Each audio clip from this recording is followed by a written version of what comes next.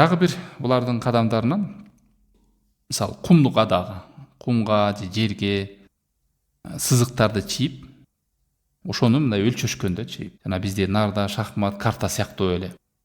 Жахилияда да ушул нерсе болгон. Ошол аркылуу бир нерсени таштап, мындай түшсө тигиндей, тигиндей түшсө мындай деп, келечектеги гайып нерселерди аныктаган. Аныктаган эмес, мындай айтып салган да, моундай деп эле. Же заматтан натыйжаны чыгарган, натыйжасы мындай болот экен, кой сен бул жакка барбай эле кой, же сен ушуну кылбай эле кой, же бунун жанында жүрбөй эле кой, мындай экен, себеби мына мен мындай кылып аныктадым. Кээде ошол төп келип калат да, мен айтпадым беле деп, анан ошол адам көз ачылып кетет кийин карасаң. 199 жолу калп айтса да, бир жолу чын айтып койсо кээде, ошол чындыгын адамдар эскерип жүрө берет да. 99 калп айтканын эскербейт. Көз ачыктардын көп калптары бар.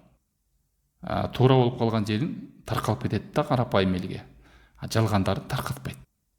Жахилияда ушул нерселер болгон. Өлчөшүп, кумга чийип бир нерселерди таштап, анан ошо менен тагдырларын тактадык, мындай экен, тигиндей экен деп. Шарият, ислам муну да жокко чыгарды, туура эмес экен. Жүрөгүңдү Аллахка байла, Аллахтан дуа кыл, жакшылыкты үмүт кыл, жамандыктан сактан, жакшылыкка көздө, алдыга умтул. Аллахка жүрөгүңдү байла, дуа кыл.